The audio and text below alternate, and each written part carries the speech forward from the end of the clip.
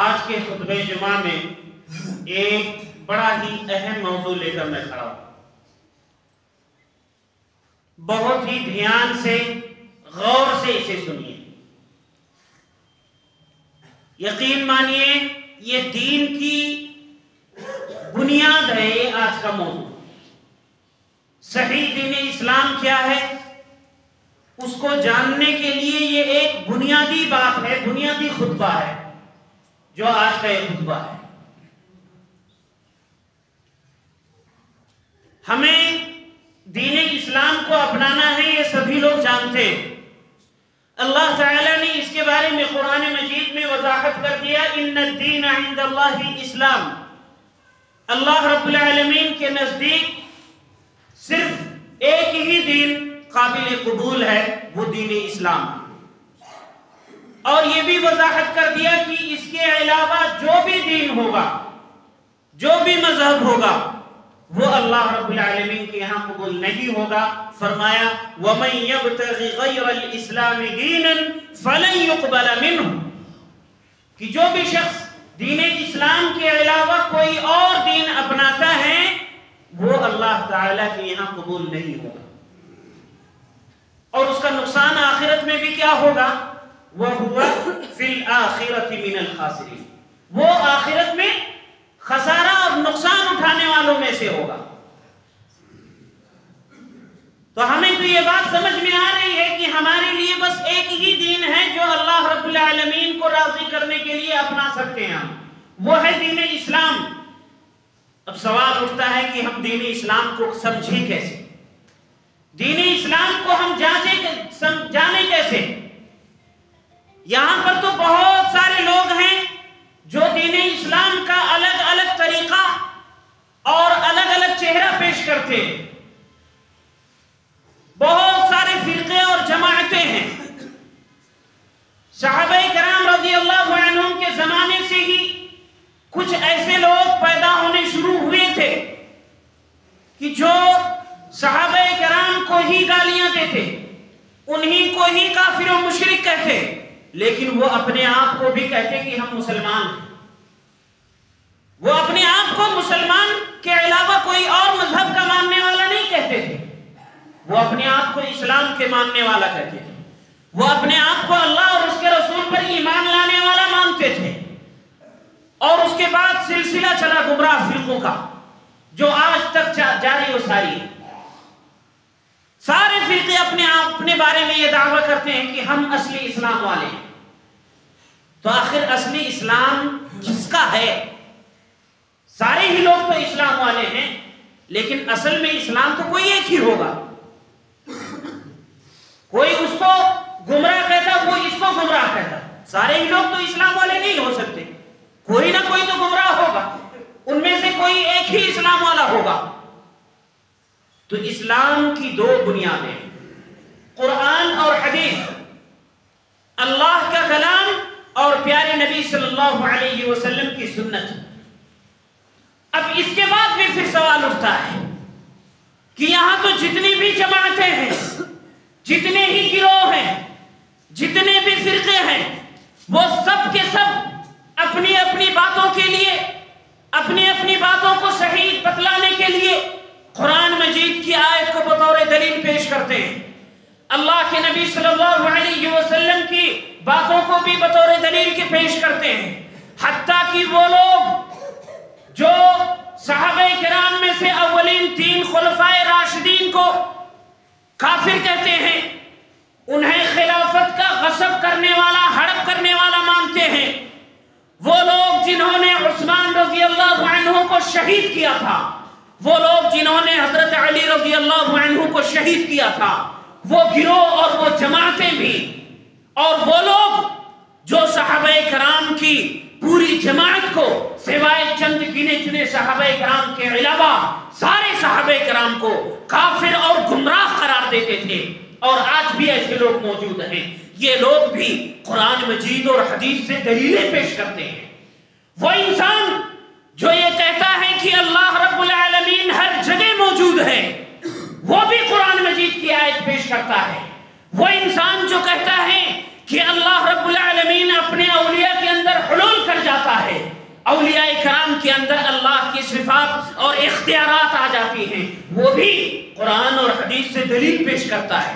اور وہ جو کہتا ہے کہ اللہ صرف عرش پر ہے اور وہیں سے ذرے ذرے کا علم رکھتا ہے، وہ بھی قرآن اور حدیث سے دلیل پیش کرتا ہے. تو آخر ہم کس کی دلیل کو مانیں؟ کس کو مانیں کہ اس کی دلیل صحیح ہے جبکہ سارے ہی لوگوں کے پاس دلیلیں موجود ہیں؟ پیارے ساتھیوں، یہ ایک بہت ہی اہم سوال ہے. اس کو سمجھنا ہر مسلمان کے لیے، ہر انسان کے لیے انتہائی ضروری ہے.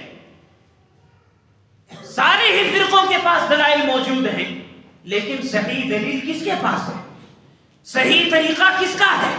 صحیح منہج کس کا ہے؟ محترم سامعین، اللہ رب العالمین نے قرآن مجید کو نازل کیا ہے اور اس کے تعلق سے اپنے نبی کو حکم دیا ہے. فرمایا وَأَنزَلْنَا إِلَيْكَ الذِّكْرَ لِتُبَيِّنَ لِلنَّاسِ مَا نُزِّلَ إِلَيْهِ.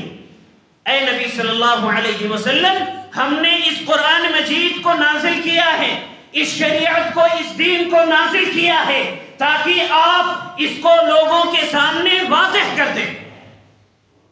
اللہ کے نبی صلی اللہ علیہ وسلم تو دین کو واضح کر گئے. وہ اختلافی باتیں ایسے نہیں کہہ گئے ہیں کہ ایک بار کہے ہوں کہ اللہ تعالیٰ ہر جگہ موجود ہے، پھر کہے ہوں کبھی کہ اللہ تعالیٰ صرف عرش کے اوپر ہے، وہ وہیں سے ذرے ذرے کا علم رکھتا ہے، اور کبھی بتلائے ہوں کہ اللہ رب العالمین اولیاء کرام کے اندر حلول کر جاتا ہے. ایسی اختلافی باتیں نہیں کہہ گئے ہیں، انہوں نے واضح کر دیا ہے.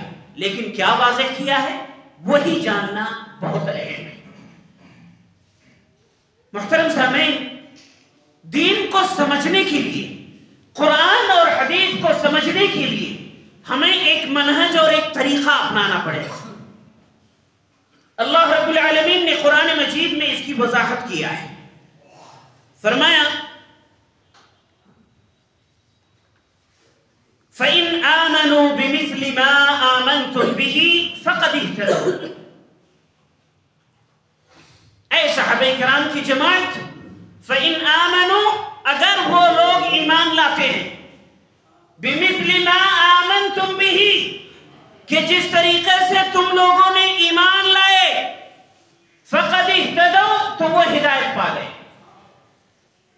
وَإِنْ تَوَلَّوْا فَإِنَّمَا هُمْ فِي شِقَاقٍ، اور اگر وہ اس سے اعراض کرتے ہیں تو وہ اختلاف میں پڑ گئے، وہ ٹولیوں میں بٹ گئے، وہ گمراہ ہو گئے. اس آیت میں اللہ رب العالمین نے اس مختصر سی آیت میں دو طریقے، دو راستے اور دونوں کا انجام بتلایا ہے. پہلا طریقہ اور پہلا راستہ اور اس کا انجام فَإِنْ آمَنُوا بِمِثْلِ مَا آمَنْتُمْ بِهِ فَقَدِ اهْتَدَوْا، کہ اگر وہ لوگ ایمان لائے. کون لوگ؟ صحابہ کرام کے علاوہ ان کے بعد آنے والے لوگ، یا وہ لوگ جو اس مقام کو نہیں پہنچے، یعنی صحابیت کا درجہ انہیں نہیں ملا ہے لیکن ان کے زمانے میں موجود تھے، دنیا کے کسی خطے میں، کسی اور ملک میں، کسی علاقے میں موجود تھے. اگر یہ سارے لوگ ایمان لاتے ہیں، کیسا؟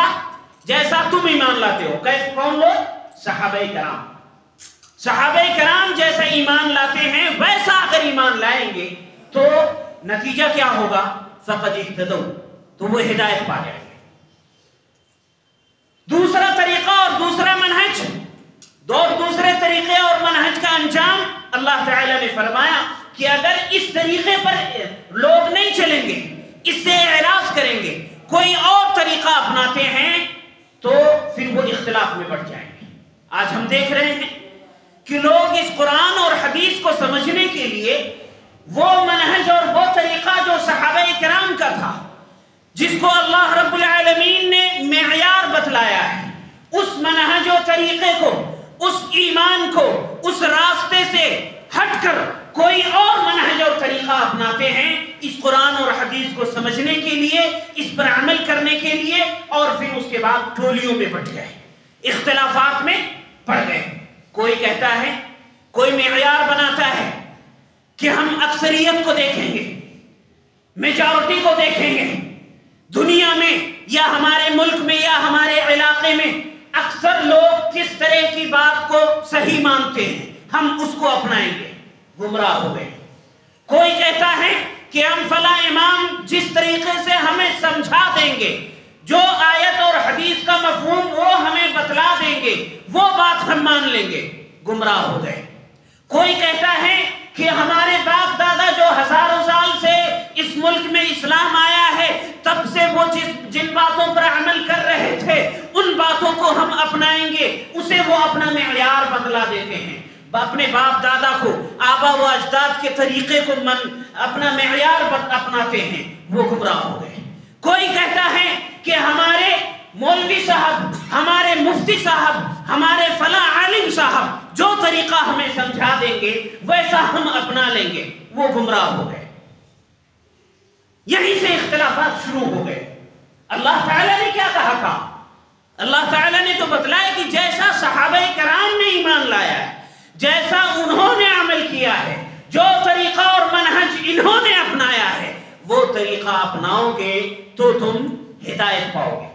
دوسری بات کہ اس سے ہٹ کر کوئی اور طریقہ اپناؤ گے تو اختلافات میں پڑ جاؤ گے، اور یہی دوسرا طریقہ لوگ آج اپنا رہے ہیں اور اختلافات میں بٹے ہوئے ہیں۔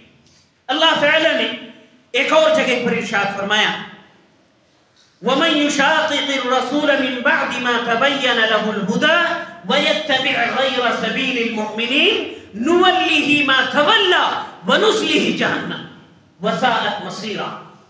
اس میں ایک گمراہ لوگوں کے طریقہ اور اس کا انجام اللہ تعالی نے بتلایا ہے کہ جو بھی شخص اللہ کے نبی صلی اللہ علیہ وسلم کی باتوں سے اختلاف کرے گا اور وہ راستہ اپنائے گا جو مومنین کے راستے کے علاوہ ہے۔ یا مومنین سے مراد کون ہیں؟ سب سے پہلے ایمان والے کون ہیں؟ صحابہ کرام ہیں۔ غیر سبیل المؤمنین، مومنین کے راستے کے علاوہ کوئی اور راستہ اپنائے گا، اللہ تعالیٰ نے بتلایا نُوَلِّهِ مَا تَوَلَّى، وہ جس راستے پر بھی جائے گا ہم اس کو اسی پر چھوڑ دیں گے، جانے دیں گے، اسے زبردستی سیدھے راستے پر ہم نہیں لائیں گے۔ اگر کوئی شخص آبا و اجداد کو معیار بنا کر انہی کی باتوں پر عمل کرتا ہے، چھوڑ دیں گے، چلو تم اسی پر چلتے جاؤ۔ کوئی شخص اپنے عالم اور استاذ کو، فقیہ کو یا کسی امام اور فقیہ محدث کو معیار بناتا ہے کہ یہ جیسا ہمیں دین سمجھا دیں گے ویسا ہم اس پر عمل کریں گے، اللہ تعالی نے بتلایا ہم اس کو اس پر چھوڑ دیں گے، لیکن انجام کیا ہوگا؟ وَنُصْلِيهِ جَهَنَّمَ، اسے ہم جہنم میں ڈال دیں گے، اور یہ بہت ہی برا ٹھکانہ ہے۔ اللہ تعالی نے اسی بات کی وضاحت کے لیے کہ ہم اس قرآن کو، اس حدیث کو، اس دین اسلام کو کیسے سمجھیں، اسی بات کی وضاحت کے لیے ایک اور جگہ ارشاد فرمایا، والسابقون الاولون من المہاجرین والانصار والذین اتبعوهم باحسان رضی اللہ عنہم ورضوا عنہ۔ تین طرح کے لوگوں کا تذکرہ کیا اور اس کے بعد ان کا انجام بتلایا۔ اللہ تعالی نے بتلایا کہ سابقون الاولون جو ہیں مہاجرین میں سے اور انصار میں سے، یہ تو صحابہ کرام کی جماعت ہے۔ مہاجرین سب جانتے ہیں جو مکہ سے ہجرت کر کے مدینہ گئے، اور انصار جو پہلے سے ہی مدینہ میں ہی موجود تھے اور ایمان لائے، اسلام قبول کیا، وہ انصار ہیں۔ ان میں سے ان صحابہ کرام کے علاوہ کوئی اور اس میں شامل نہیں۔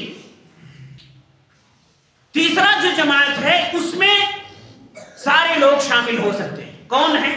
والذین اتبعوہم باحسان، کہ جن لوگوں نے ان کی پیروی کی بھلائی کے ساتھ، احسان کے ساتھ، یعنی ان کے طریقے کو اپنایا، ان کے منہج کو اپنایا، انہوں نے قرآن اور حدیث کو کیسے سمجھا، قرآن اور حدیث پر کیسے عمل کیا، وہ طریقہ، وہ منہج اور وہ عمل اپنایا، تب ان کا انجام کیا ہوا؟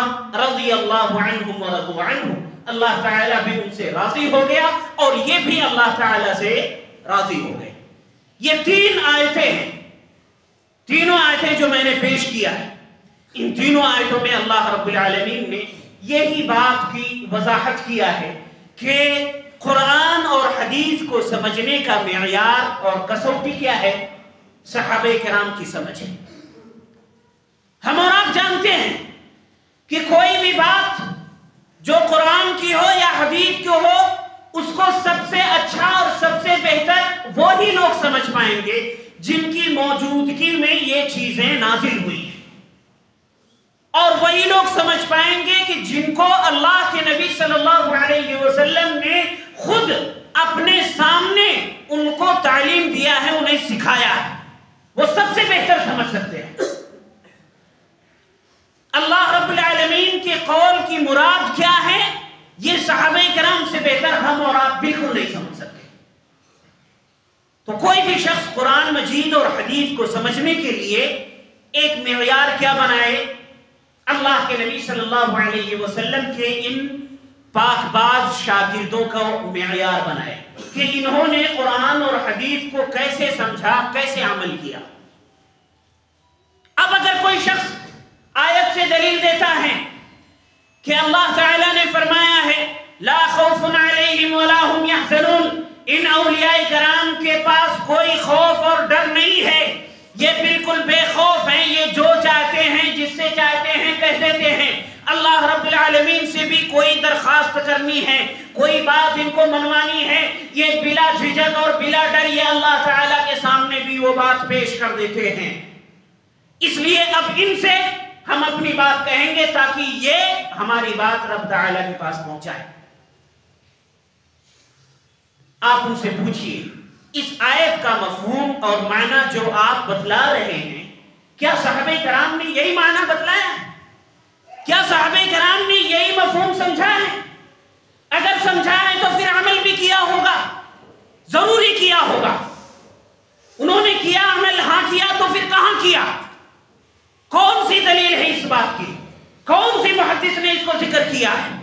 کوئی آیت کی دلیل پیش کرتا ہے کہ عیسیٰ علیہ السلام کے پیروکاروں نے، ان کے متبعین میں سے بعض لوگوں نے کہا کہ ایک ایسا دسترخوان نازل فرما دے اللہ رب العالمین کہ جس کو ہم عید کے طور پر وہ دن خوشیاں منائیں۔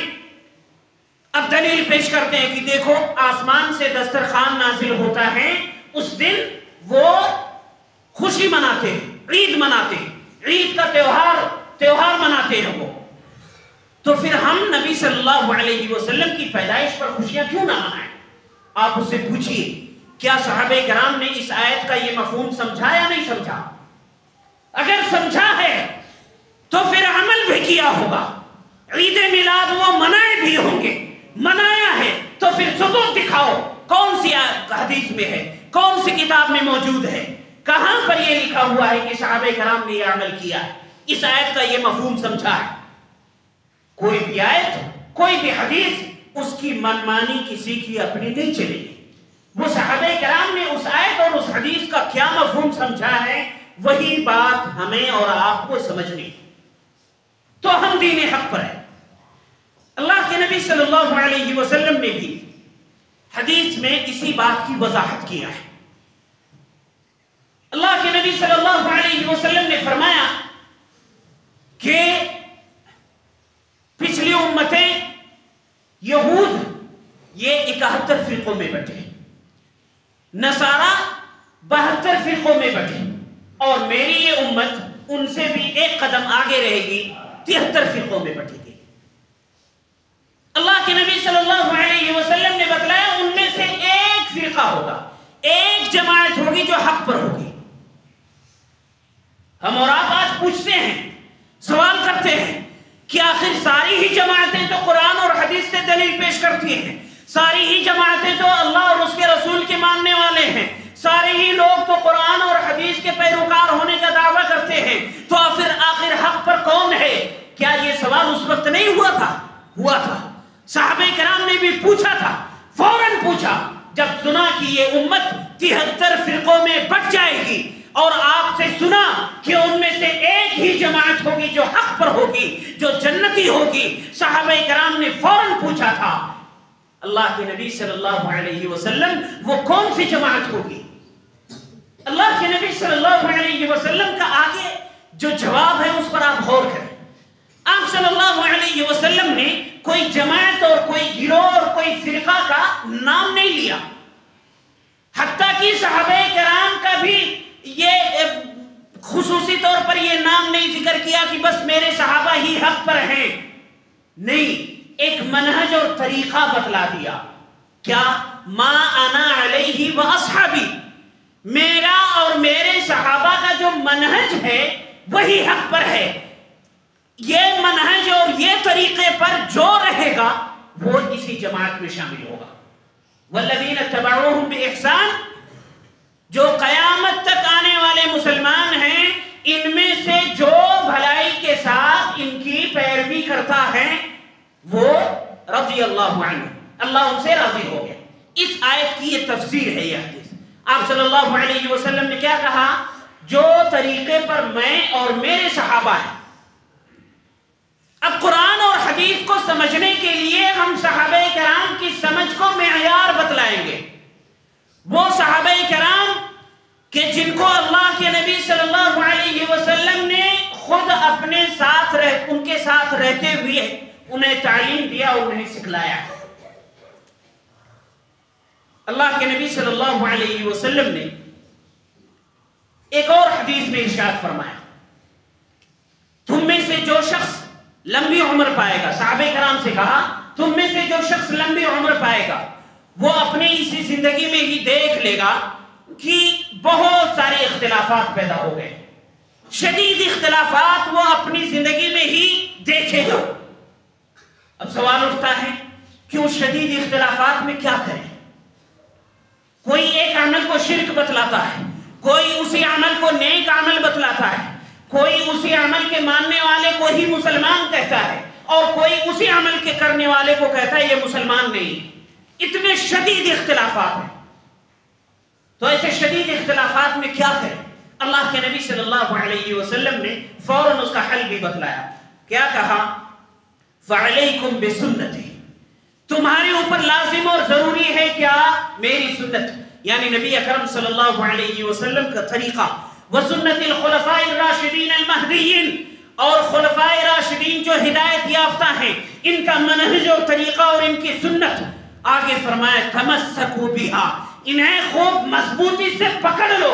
مزید اور تاکید کرتے ہوئے فرمایا عَضُّوا عَلَيْهَا بِالنَّوَاجِذِ، اپنے جبڑوں سے انہیں مضبوطی سے پکڑ لو، اتنی مضبوطی سے کہ کوئی بھی شخص کسی بھی طرح کے شرکیہ اعمال، کوئی کسی بھی طرح کا بدعیہ اعمال تمہارے درمیان میں رائج کرنا چاہے تو تم اس کی باتوں میں آ کر کے اللہ اور اس کے رسول کی بات کو نہ چھوڑو، اتنی مضبوطی سے پکڑ لو۔ کیسے؟ علیکم، پہلا جملہ تمہارے اوپر لازم اور ضروری ہے بسنتی، کہ میری سنت کو پکڑو۔ اس کے بعد کہا تمسکو، مضبوطی سے پکڑ لو۔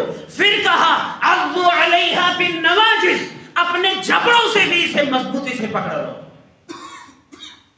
کہ کوئی بھی دنیا کی طاقت، کوئی بھی گمراہ فرقہ، کوئی بھی گمراہ شخص تمہیں اس سنت کے راستے سے ہٹا نہ سکے۔ تو یہ معیار ہے، یہ منہج ہے اور یہ طریقہ ہے جو آپ کو اللہ اور اس کے رسول کی باتوں تک صحیح طریقے سے پہنچا سکتا ہے، جو آپ کو جنت تک پہنچا سکتا ہے، جو اللہ اور اس کے رسول کو راضی کر سکتا ہے، جو اللہ رب العالمین کو خوش کر سکتا ہے، جو آپ کو قیامت کے روز کامیاب لوگوں میں شامل کر سکتا ہے۔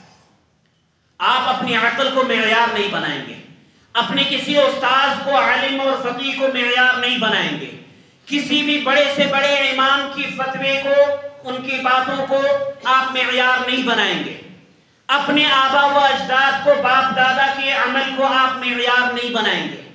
قرآن اور حدیث کو سمجھیں گے اور اس کے سمجھنے کے لیے معیار کیا ہوگا؟ صحابہ کرام کا منہج ہوگا، صحابہ کرام کی سمجھ ہوگی۔ کوئی بھی شخص کوئی بھی دلیل دیتا ہے، آپ اس سے پوچھ سکتے ہیں کہ کیا صحابہ کرام نے اس آیت کا یہی مفہوم سمجھا ہے؟ کیا اس حدیث کا مفہوم صحابہ کرام نے یہی سمجھا ہے؟ اس سے آپ پوچھیے۔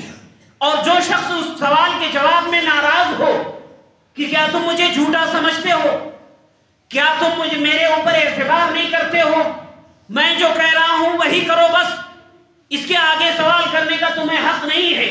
آپ بالکل یقین کر لیجئے کہ وہ شخص گمراہ ہے، وہ شخص منہج صحابہ پر نہیں ہے، وہ شخص سلف صالحین کی منہج پر نہیں ہے، اور جو شخص اس کے جواب میں تشفی بخش جواب دے، صحیح دلائل پیش کرے، صحابہ کرام کا منہج پیش کرے، یقیناً وہی شخص ہدایت یافتہ ہے، اس کی بات صحیح ہوگی، آپ اسے مانیں۔ اللہ رب العالمین سے دعا ہے رحم الراحمین ہم سبھی لوگوں کو کتاب و سنت کی صحیح سمجھ عطا فرمائے، ہمیں جب تک زندہ رکھ ایمان اور اسلام پر زندہ رکھ، ہر طرح کے کفر و شرک بدعت و خرافات سے ہماری حفاظت فرما، ہم سارے لوگوں کے سبھی گناہوں کو رحم الراحمین تو معاف فرما، بیماروں کو شفا دے، اے اللہ قرض داروں کو قرض چکانے کی توفیق عطا فرما، بے اولادوں کو نیک اولاد عطا فرما، جن کی اولادیں غلط راستے پر چل پڑی ہوں، اے اللہ ان اولادوں کو اللہ اور اس کے رسول کا اور ان کے والدین کا مطیع و فرما بردار بنا دے۔ ہم میں سے جو بھی شخص وفات پا چکے ہیں، اے اللہ ان سب کی قبروں میں جنت کی نعمتیں پہنچا دے۔ ربنا تقبل منا انك انت السميع العليم وتب علينا انك انت التواب الرحيم۔